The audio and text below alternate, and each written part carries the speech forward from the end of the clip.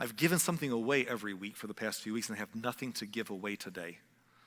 So, but I hear that Ben Corticus is going to be giving away steakhouse gift certificates after church. So see him, and he'll take care of the giveaways for me today, because I apparently don't have one for you. So thank you, Ben, for that. We appreciate it. I think the steakhouse was the Golden Arches, wasn't it? That what it was? Yeah. Oh, hey, Melissa can help you right there. She's got that covered, right? Do you get employee discounts there? Steak bagel, okay. Okay, well, anyhow. I was making a joke about the McRib, but we'll leave that alone. We're doing a sermon series about called Recharge. And if you've been with us the past few weeks, we're talking about the importance of getting back to full when life leaves you feeling drained. And really what we want to do in this series is ultimately help us be there for the people and the things that we care about the most, right?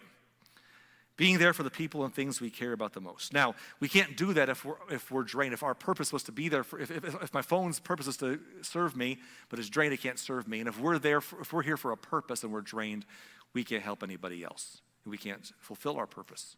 So we have to recharge. We've been giving you all sorts of practical life hacks. We've talked about how to recharge physically to be optimal and run optimally. We've talked about mentally recharging when you're distracted there and by things in life. We've talked about spiritually recharging and plugging back into that power source. We've talked about relationally recharging and the importance of interconnectedness with each other. We've talked about recharging for the past few weeks. And we try to give you practical suggestions on how to do that.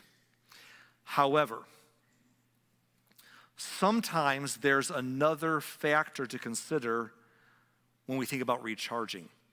We can do all the things we've talked about, but the question we need to ask ourselves is, are you draining too quickly? What is the cause? What is causing you to drain so much and so fast?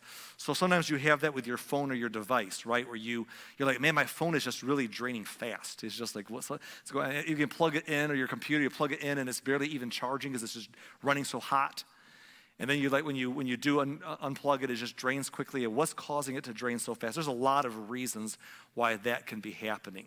For example, and this is not the point of the sermon, but for example, if I'm using my devices a lot, of course they're going to drain faster, right? Like there are days when I'm so busy that I don't even hardly touch my phone. And I'm like, wow, this battery is still so full in the evening because I've hardly done anything with it, right? There are other days when I'm just doing emails and I'm busy on that thing and I'm like, wow, it's draining fast. So if you're using your devices more, obviously they're going to drain faster, right? And so that goes for you. Some of you, you're just in a very busy season of life right now.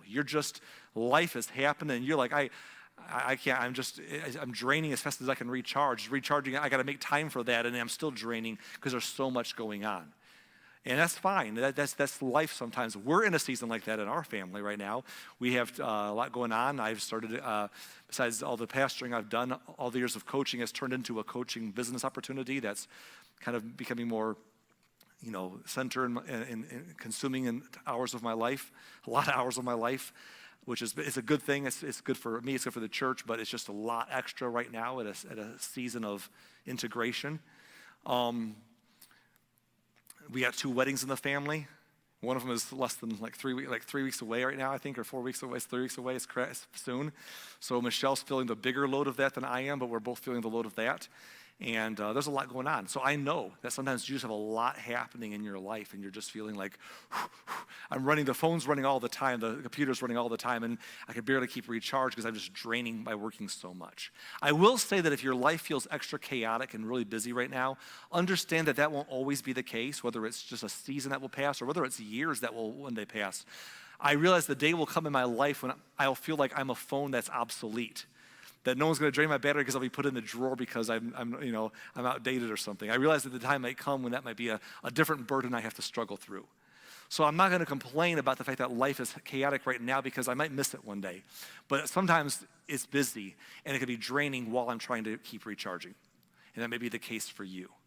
But that's not what I want to mainly focus on today. Perhaps, because if you are overloaded and constantly running, you will be drained. But perhaps something else is at play in all of this in your life.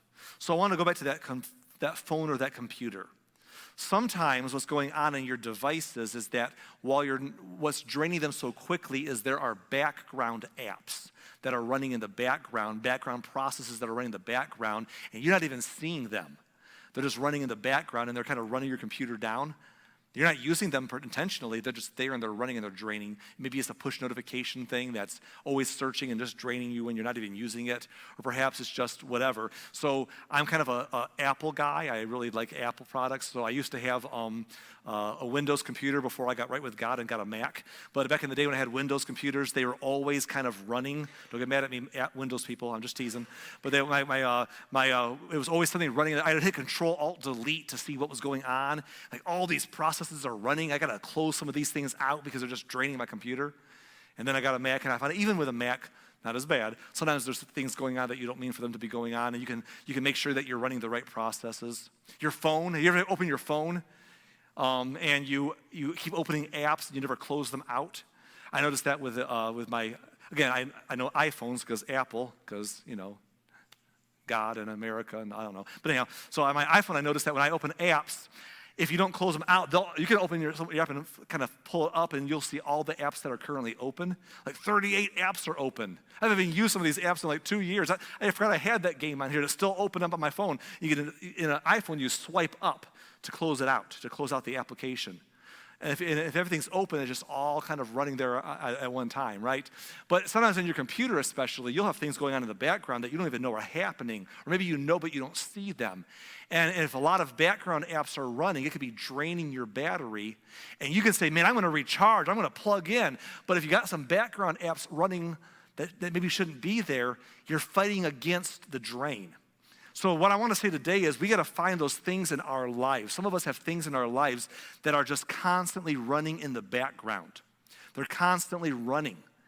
And we sometimes are aware of them, sometimes we're not aware of them, but they're always running.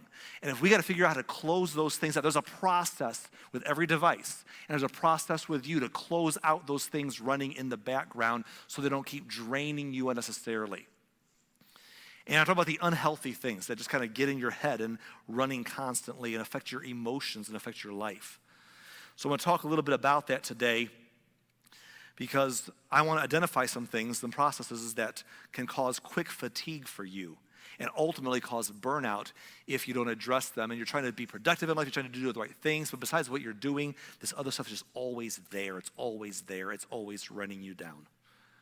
So closing down an app, there's a process to it. Like for iPhone, it's swiping up. For a computer, it's something else. You can close down. There's a process for closing down what's running in the background. But here's what I've learned. Sometimes you have to do it repeatedly.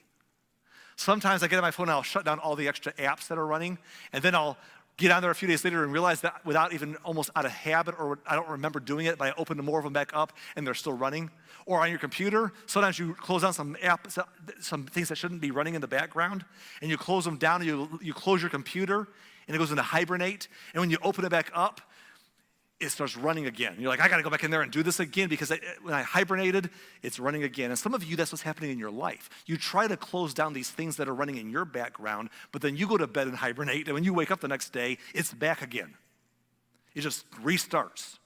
So you might have to kind of close it down over and over again. You might have to readdress this thing over and over until you figure out what it is and constantly take care of the problem until it's no longer a mystery of what it's doing to you. So I want to discuss for today several background drainers that could be running in your life. This is not a thorough list. This is not. Because I can't tell you, I don't have time to run a thorough list. But this is a list. And maybe one of these things is going to hit home with you, but even if it doesn't, I want you just to be thinking in terms of what could be running in the background that's unhealthily draining me, and I could barely even keep charged when I do recharge because I need to deal with this process and close it out. So we're going to give you several that are common because as a pastor, you deal with certain ones a lot with people. And if one of these applies to you or more, identify one today. Just pick one and start there and focus on it. And maybe if I don't name one, but God tells you one that you're aware of in your life, focus on that one. Let me start today with a familiar one for us all, and that is something we've talked about the last few weeks. Anxiety, fear, and worry. Now, we discussed this in week 2 of this series a little bit, and so I'm kind of throwing back, but it's kind of a good way to start today. Anxiety, fear, and worry. These are different words, but they're kind of similar. I use all three because some of us, we don't like certain of those words. Like, well, I don't have fear, I'm just worried. I don't worry, I just have anxiety. We want to, we have the word soup thing going on. But really, they're different words, but they're kind of all cousins, aren't they? Maybe even siblings. I don't even know if they're cousins. They're all in the same family of words. They're all things that kind of play on you. Anxiety, fear, and worry. And they each have nuance, but they exist together. Because what happens is we're fearful. What's going to happen tomorrow? We talked about some tragedies earlier as we started the service, and it could be by the way, that could be grief running in the background of your life, or fear. But there's things that bad stuff happens, and you're afraid of what's going to happen tomorrow. Or perhaps you're trying to control your life, and you're like, how can I make it work out? How can I make this relationship turn out the way I want it to? How can I do better with this person? How can I make my finances happen the way I want them to? How can I control my universe and my life better? And that's hard to do sometimes. Anxiety and worry and fear can just set in because we want to control it. And we already talked about this, so I won't spend much more time, but the word we gave you a few weeks ago, without setting it up this way, we talked about faith.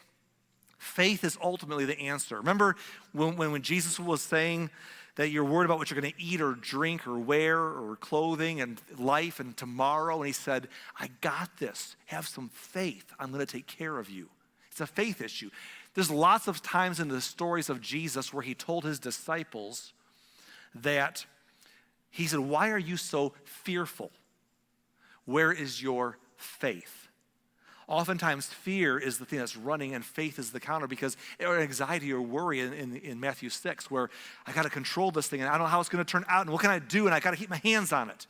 I want to give you a Bible verse today. I want to give you Bible verses throughout the morning here as we talk about different background drainers.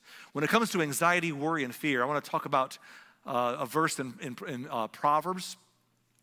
Chapter 37, verse 5. Psalms 37, verse 5. And the verse, I love this verse, commit everything you do to the Lord. Commit everything you do to the Lord. Trust him, and he will help you. Now, I like that word commit. It makes you think about being committed. Not like committed, but being committed like to a special home. You ever felt like when someone gets committed that way, you know what that looks like, right? You can no longer be trusted to make your own decisions and do your own thing. We're going to put you in a straitjacket or in a padded room and keep you because you can't control yourself, so we'll do that for you, right? You think about committing something to the Lord. That's what we often do. We're always trying to control everything, and then we get anxiety or fear about, what if I drop the ball? What if I can't control it all? What if something falters? And we get flustered, and it's overwhelming, and it's running in the background. And so I said earlier, sometimes we're just on overload. I felt that pressure this week a few times. I tried to do everything for everyone. I had a situation this week where someone reached out outside of our church but wanted something from us. And I had so many brands in the fire, so many things I'm doing that I just couldn't get back to them. And when I finally did, they had no grace for me. And I was reminded that I couldn't juggle all the balls that I have to juggle. And it was just so much pressure going on and all the things I'm trying to handle. I actually came into this room here as I was in the church at the time, and I kind of fell apart a little bit. And just had to God, I can't do it all. I just can't. Because, just so much running. And sometimes in those moments, what we have to do is decide, if God gives me strength today, I can do what I have strength to do. If God gives me the ability to think and operate, I'll do it. But I can't do it all. So I will do what he gives me the power to do, and I'm going to commit the outcomes to him. I can control my effort, but I can't control outcomes. So I'm going to commit that to him. Everything I do, I'm going to commit to him. And I'm going to trust him. That word faith, I mentioned faith earlier. For some of you, trust lands better than faith, because faith seems vague perhaps, but trust is I'm going to trust you. The ultimate definition of faith, there's lots of definitions, but one definition of faith is found in Hebrews 11:6, where it kind of indicates that I should say, God, I know you're there, and I believe that you care. And just understand that God is there and he cares is a part of faith. It's trusting him, saying, God, you know all that I have to carry. You know all the things I got to manage. You know every relationship, every job, every responsibility, every goal, every future moment. You're there. God, right now, I'm doing my best, but I can't own this. It's going to drive me crazy. I'm going to live in fear, anxiety, and worry. I commit it to you. I'm going to trust you that you got my back, that you got this, that you can help me do it or you can do it without me, but you're going to take care of me. I trust you. Trust and faith are such the proper process when you're finding yourself being drained by worry and fear and anxiety. Just stop and say, God, I'm going to commit it to you. I'm going to trust you and let him help you because he will. Another background drainer that many of us can run around with is this idea, this background drain of guilt. Guilt is a funny thing. Now, when I say guilt, we think of a couple different things. We think of guilt and we think of, there's true guilt and there's false guilt. We're going to talk about false guilt a little bit, but true guilt is what I'm talking about right now. False guilt can mean a few things. One thing false guilt can mean right now is things like someone I couldn't control something, so it's my fault. Or my child didn't do everything I wanted them to do in life, so I must be a failure. False guilt. We always like to own things sometimes. We blame someone, including ourselves. There's a lot of false guilt. True guilt begins when I've done something I shouldn't have done. And I know it. Maybe it was private between me and God. Maybe it was public. Maybe it was against somebody else and they don't even know I did it. Or maybe they do, but I've never made it right or confronted them because I don't want the uncomfortableness of admitting it or making things right because they might not take it well. Guilt is when I've done something and I'm being secretive about it, or I'm being, I'm not dealing with it. And guilt can just live it can just run nonstop. I've watched people in my lifetime in the ministry, I've watched people spend years and all of a sudden one day they break down and they open up and they confess some things. They confess some things that they were keeping inside to somebody they owed a confession to, and they did not do it because they were afraid. But years of torment later, it comes spilling out. Usually, whatever that after effects are later, good or bad, are better than the torment that drove them to finally get it out of their system because they were living with guilt in the background. So I want to give you the secret to deal. If you got guilt running, constantly draining you because of things that you've done that you've never addressed or made right, the secret word to closing out, the process to closing out guilt is confession. It's confession.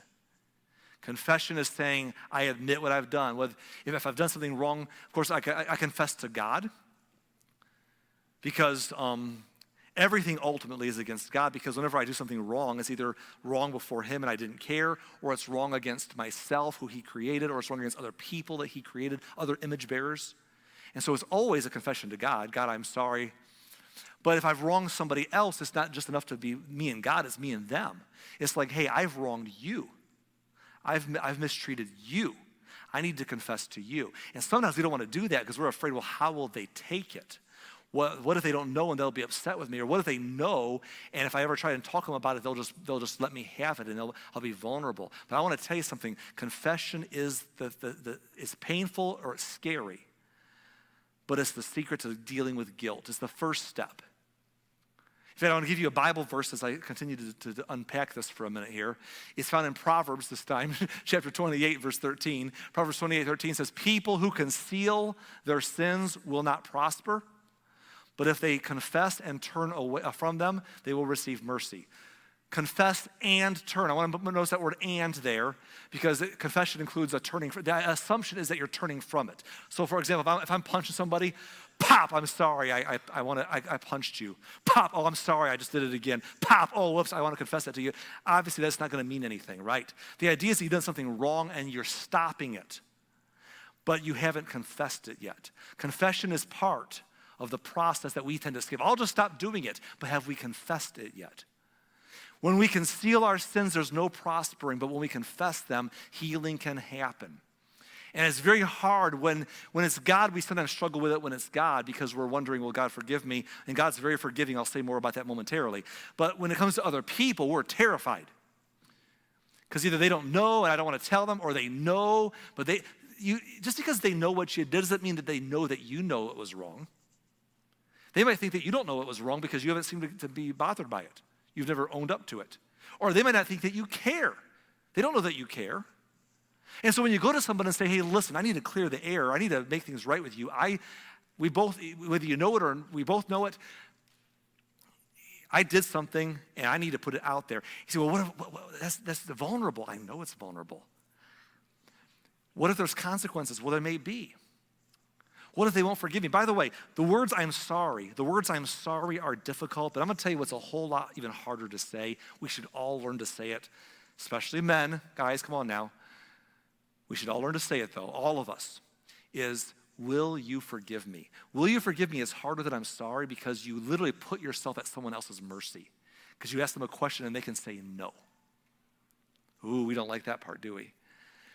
But here's the thing. See, what if they don't forgive me? What if they're upset with me? What if they say something mean back to me when I confess? Here's the thing.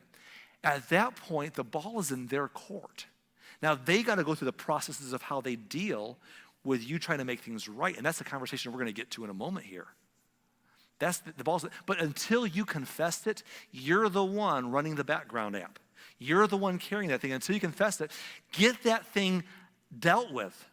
And the only thing we can do is confess. And I'm telling you, most of the time, it goes better than we fear it will go. But even if it's a serious enough of an issue where it needs to have some consequences that we dread, or it doesn't go as well as we hope it would go, that stuff can be worked through and processed next. But nothing can begin until confession is had, and we cannot prosper while we conceal things. We're just going to keep draining ourselves, living in secret.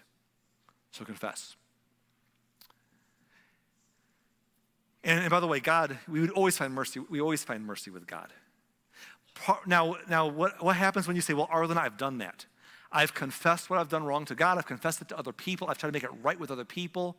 But maybe they haven't forgiven me, and so I still feel bad about it. Or maybe they did, but I still feel bad about it. Part of the problem when we've done something wrong, we have guilt, is we don't forgive ourselves. And I don't think that forgiving ourselves begins until we make things right, but then we have to work on forgiving ourselves. Because sometimes it's not a true guilt. True guilt is dealt with by confessing rather than concealing. And then facing the music, whatever that is, accepting that with humility. I'm not confessing to somebody and saying, you have to forgive me. That's not anything. That's saying, I was wrong. It's up to you what you do with that. I'm wrong. I'm upset. I understand. Humbly confessing is the step. But then I got to deal with me. And sometimes we move from true guilt to false guilt. False guilt is carrying around things that either they really don't belong to us or things that have already been dealt with. There's a spot where guilt turns into a guilt trip. And so when you've confessed to God, he's forgiven you. And so you say, well, Arlen, I just don't think God's forgiven me. How can he forgive what I did? Well, probably the problem is that you're not forgiving you. You're not forgiving you. Because God does. If you want to know how much God forgives you, listen to what Debbie said earlier. He went to the cross. I mean, if the cross wasn't an obvious statement about how much God is willing to bear your wrongs, all of them in all of their ugly form, he really does forgive at a very great personal expense.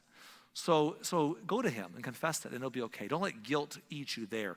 With other people, you can't keep going back to them and saying over and over again, but you can get it in the open, and then just when you've already confessed what you were concealing, and it pops back up. The guilt pops back up after you've confessed it. That's a false guilt. Now it's moving into a guilt trip territory. Now that you've made it right or done the steps or begun the steps to make it right, now when that guilt pops up, you got to say, wait a minute, it's running in the background. Let me pull it to the front of my screen and say, I have dealt with this. This is not productive. Guilt can be such a useless emotion. It's not productive. You can't move forward with it. At some point, you just got to say, I've already dealt with it. I'm closing it out. I've already dealt with it. It's time to close it out and just face it once it pops back up. Don't let it run in the background. Say, well, what if they're still upset with me? Or what if I'm upset with them for not forgiving me, right? Which brings us to our next background app that terrorizes us and runs in the background, anger. Boy, isn't it how some of us, we're just angry all the time? Just a low threshold of just anger. And you know it's there because everything just sets you off. And when this task doesn't go right, you overreact in frustration. And when people set you just the wrong way, you over-respond to them. Just this low-key anger. You're like, why am I angry all the time? And some of us would say, well, I'm not angry. That's a strong word. So let me give you another word to go along with it. Bitterness. I'm just jaded by things that have happened to me, and I'm bitter or angry or bitter at what's happened in my life, what someone else did to me, or what I did to them and they wouldn't get over it, or what God did or didn't do for me, or just life in general, and I'm just upset, or I'm at least just jaded and bitter and just and that's no way to live. And if you're living with that kind of stuff, just living in your head and in your mind, it's just constantly draining. You know this is true. I know this is true. Whenever I've let bitterness get a root in my heart, it just lives there. It just drains me, doesn't it? It just sucks the energy out of me and you. So anger will do. That's what bitterness will do. So you say, well, how do you deal with that? In the process to close down that background drain is simple as forgiveness. And I say simple because it's anything but simple. Forgiveness. You say, oh, I hate that word because I've tried it before and it didn't work. And I want to propose to you that if you try to forgive someone and you say it didn't work, it probably means one of two things. On one front, it possibly means it's kind of like the guilt. You already confessed your guilt, but then it comes back and haunts you. You got to just kind of say, hey, I dealt with that already, put it behind you. Forgiveness is the same way. You forgive somebody, and then a year later, they pop back in your mind, and you're frustrated again, and you have to re-deal with it. It could just be a resurfacing of a bad app. Just pull it back up and say, I already dealt with this. I've forgiven it, and take a moment and pray it through and do it again. But so that's sometimes what's happening there is the apps keep reopening. And you just got to say either deal with them or say I've already dealt with them and closed them out. But the other side of it is sometimes the problem with this is that we don't really truly forgive. This is I'm just going to needle us a little bit here because we don't truly forgive. Because forgiveness, we want to twist what it means. We want a version of forgiveness that basically doesn't let them off the hook at all. I can still make them pay, but I don't feel bad about it. I mean, look, you'll find memes on social media. You'll find friends who will say you're right to be bitter and you're right to not forgive. You'll find everyone and their brother to tell you you shouldn't have to do this or that. Or try to work a new definition of forgiveness that basically only makes you feel better and doesn't really forgive. We all want that, and our culture is ripe with ways to try to do that. It just doesn't work. That's why it's always haunting the back of your mind. Because true forgiveness is hard. I want to show you some Bible verses before I finish talking about this point. It's found in Ephesians chapter 4 and verse 31. Paul said, get rid of all bitterness, rage, anger, harsh words, and slander, as well as all types of evil behavior. We've studied that verse before, each word. We're not going to do that today. Notice the first three words, get rid of. Get rid of all bitterness. Get rid of the anger. So Arlen, I'd like to close it out. I'd like to just get rid of it. I don't want it to occupy my mind. It's still there. How do I do that? And he explains in the next verse, which we saw last week if you were here, because all of these things go interconnect, don't they? Instead, he says, be kind to each other, tenderhearted, forgiving one another. I'm going to pause there and say this. I can choose to be kind to people whether I'm feeling good or not, whether I'm having a good day or a bad time. And I can choose to be kind to people whether they're being kind or not, whether they're having a good day or not. I can keep a tender heart. And when other people fail me or let me down or hurt me, I can forgive. And forgiveness is hard, and especially when we try and cheapen what it looks like. Like, can I find a way to forgive them that comes short of actually doing anything that would benefit them in any way at all in this process? But make me feel better. And that's what forgiveness is. I know I've seen them. Sometimes they're beautifully written. You want to post them on your wall like, oh, this is such a great statement of how I can feel better about not being forgiving and call it forgiveness. So I want to kind of give you some qualifications to how big forgiveness is.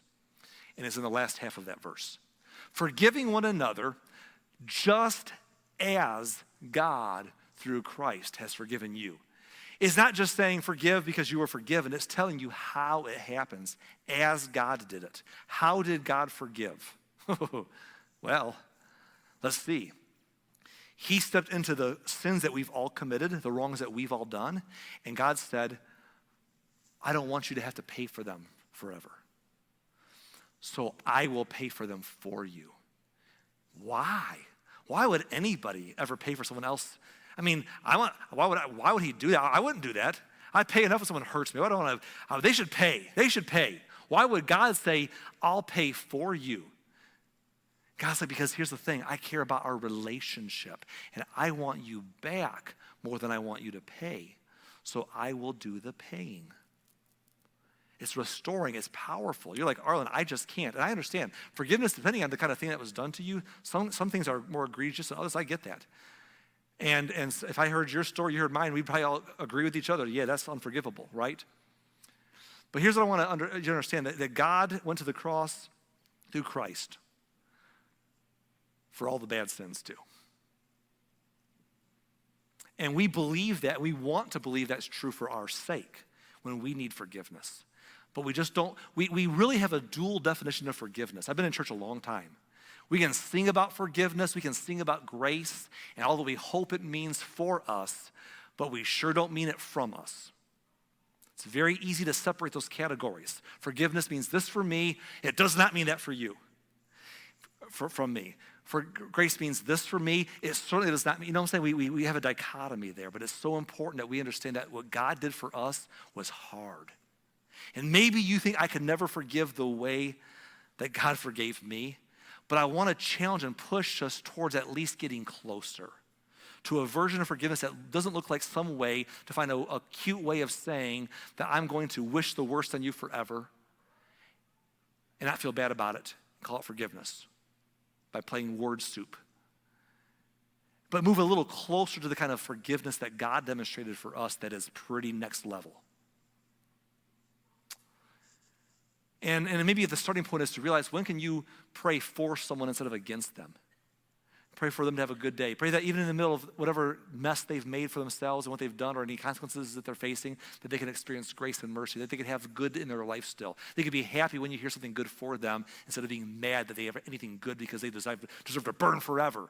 You know, our heart gets revealed real fast when we can't find any space for anybody else who's hurt us, but we want to find peace within.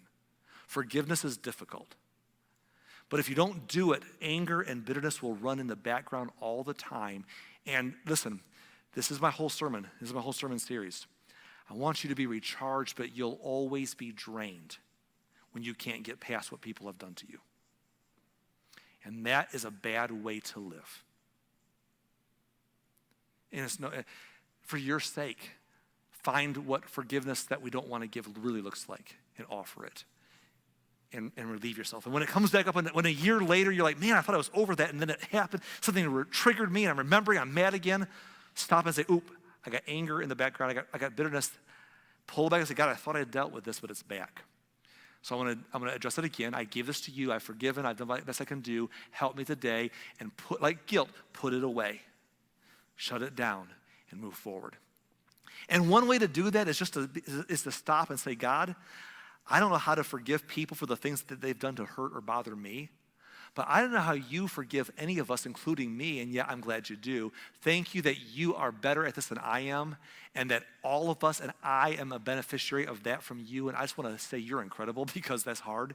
Help me to do better at it, and just find your peace with what God has done for you, just as God, through Christ, has forgiven you. Got to move on. We got to wrap up this thing in just a minute here because I have to close with some songs and prayer. So let me just give you one or two short ones. Those were the heavy ones. Another background drainer that runs in our life is greed. So, that's no problem for me. I'm not greedy. Let me define it before you excuse yourself and I excuse myself. Greed is ultimately living a life that says, what's in it for me? What's in it for me? What's in it for me? You know, how do I get ahead? Whether it's money, how can I monetize this thing? How can I monetize it? How can I get ahead? Or maybe it's a position. How can I play people so they can be the maximum benefit for me? How can that relationship boost me? How can I make better connections? What's in it for me with my relationships, with my money, with what I do? How can I get ahead? I can accumulate more position, power, money, wealth, and then I can hold it. It's for me. Greed, ultimately, we've given you this before, but this is a great definition. Greed is the assumption that it's all for my consumption. That everything comes my way in life, it's benefit me, and then it's for me when it comes to me, and it's what I'm after. How can I get more? But greed is a big word. I remember being, it's not just money, a lot of it's money. It's like, how can I get more? How can I monetize it, or I'm not going to do it? How can I get ahead, or else I'm not going to? How can I keep it?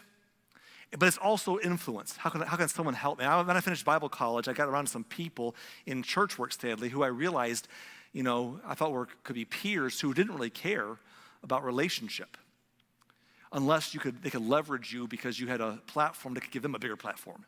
And if you couldn't do something for them to boost them, they didn't care, because it was all about kind of getting ahead. And once I got ahead, I got to protect it.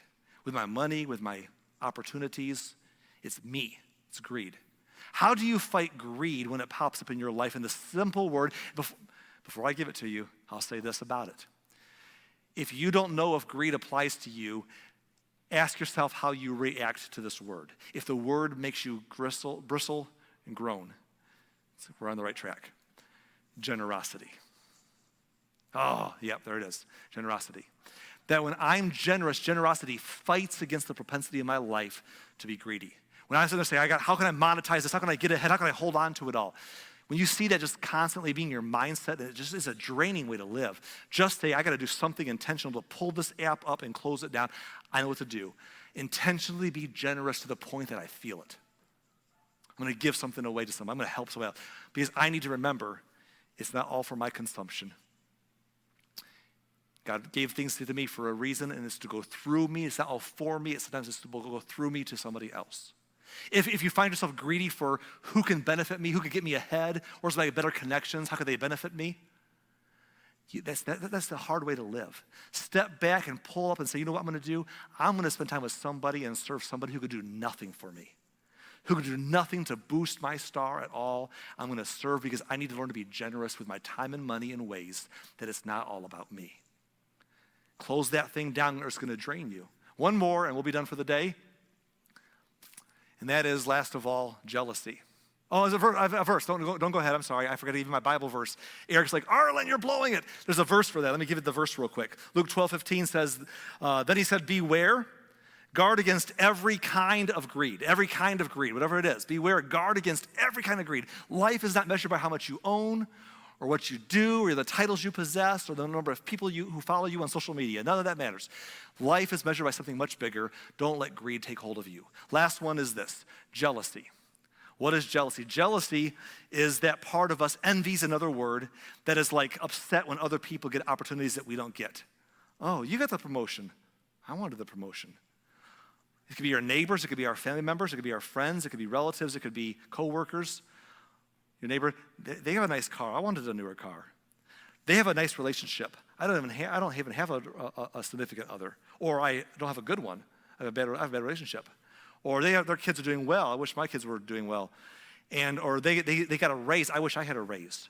And jealousy creeps in and we get upset. And when you live a life of being jealous that people that you know are doing better or have been handed more or got better lucky breaks or got further ahead, you liked them until they got that opportunity. You loved that neighbor of yours until they won the lottery. Then you're like, I hate them. Who do they think they are? Jerks. Or whatever, they probably didn't win the lottery. Most people lose all the money trying to do that. But you know what I'm saying? I'm saying, whenever you look at someone else and you're jealous of their getting ahead, and it bothers you and it creates a rift in your heart, that's a draining way to live. And the simple answer is not necessarily comfortable, but it helps you close that background drain down. It's called celebration. It's celebrating what's going on in their life. Now, I'm going to talk about what celebration means, but I want to give you a Bible verse first. So here's the verse. It's Romans 12, verse 15. It says, be happy with those who are happy and weep with those who weep. I've been around a long time. I've learned it's easier to weep with those who weep than it is to be happy with those who are happy. When people are weeping, you're like, oh, I can hurt too. Partly because I don't want it to happen to me. I'm so sad. But be happy with those who are happy. It's like, oh, how good for you. Oh, you did. It's great. I'm so glad to hear that, Oh, I'm happy. But here's what happens when we're jealous. We get competitive. And then they're gloating because they know their stuff is nicer than my stuff, or they got my position, or they got whatever it may be, or they're doing better, or my sibling thinks they're ahead further in life than me. They're gloating. We've made it competitive by being jealous. So how do you stop that celebration? You know what you do? You walk right, here's what you do. You go to that person at work that got the promotion that you wanted and you wonder if they're gloating, but you're definitely sulking for sure. You go up to them and you're like, man, congratulations, that's awesome. I'm so happy for you. Tell me, are you excited? Let's hear about it. If they weren't competing with you, they're gonna be okay. Because before that, you're just walking around avoiding them in the hallway or scowling at them, and they're like, okay. So you just celebrate with them. They're like, oh, there's no competition. And if they thought there was, then you just defuse the situation completely. But more importantly, in your own heart, you just learn to say, I'm happy for you. I'm not being fake. I'm like, man, I'm happy. Tell me about it. I'm so excited for you. Congratulations. Here's a note. Here's a whatever. I'm excited for you. You got a great relationship? Man, I wish I did, but man, I'm so happy for you. I want the best for you. I want the best for all of us. I'm glad that you got that. You did what? Man, that's great. Your child did what? Wow. That's phenomenal. Just be happy. When you learn to celebrate with those who are celebrating, as well as we weep with those who weep, you'll find that it will not only help take that energy, that stupid competition that we let surface in our relationships, it will diffuse that torture of jealousy that should just learn to say, I'm happy for you. I want us all to win. It's not me versus you. It's not a zero-sum game. I want us all to win, and if you're winning right now, I'm glad. So I've given you several things today.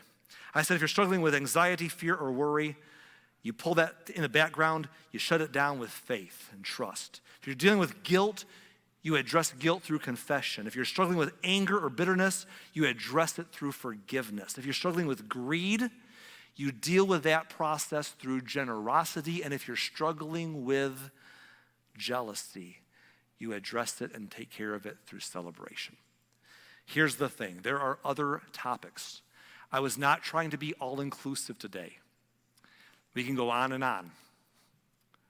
I try to pick some common ones that my years of pastoring have taught me are common background drainers for us. So probably these were common for you as well. If God spoke to your heart about one of these, let him have his way and work in your life to get better and remove that drain so you can fully recharge and be optimal. But here's the deal. If I didn't mention what you're struggling with, ask God to show you what it is. Bring it to the front of your mind and say, Lord, help me to close out the process that is draining me. But don't misdiagnose. Listen, don't close out important functions of your being because you're overwhelmed and drained. Some people say, I'm overwhelmed, I got to close things down, and they close out important things they do, important parts of their life, important things they're involved in. Don't close out the wrong things because you're overwhelmed or drained. Find the unhealthy things that are running in the background and address the right stuff. Find what's taking a toll on you in an unhealthy way, pull it front and deal with it. Pray about it. And by the way, get outside help if necessary. If your computer, sometimes you can't figure out what's draining it, you might have to go, what do they call that place? The Geek Squad? Is that the name of the Geek Squad, right? Or somebody, I need some help. I can't figure out what to do here. If you need outside help, we all need outside help at times. If you got something running in the background and you can't flesh it out yourself and it's just draining you, don't get rid of the good things in your life. Don't cut the right things out of your processes. But go get some help with that. Sit down with a coach, a counselor, somebody and say, let's figure this thing out and follow back up. Because you can, and we all need that at times, but deal with the right problem. So as we wrap this up, recharge. Getting back to full when life leaves you feeling drained. You got to recharge. You got to plug back in. But also, it's not just about plugging in. It's also understanding that it does not matter how big your battery is, how full your battery is, or how recently you charged your battery. It won't last long if you don't address what it is that's draining you in the background. So today I want to ask you to figure those things out and say, God, help me close those apps out so that I can recharge and run as you made me to do. Next week, we're done basically. We're going to share one of my favorite Bible stories, which might surprise you. Be like, really, that one? But it's awesome. And it kind of overshadows the entire series so far, and it's going to make sense when we get to it. I can't wait. But for today, let's close in prayer.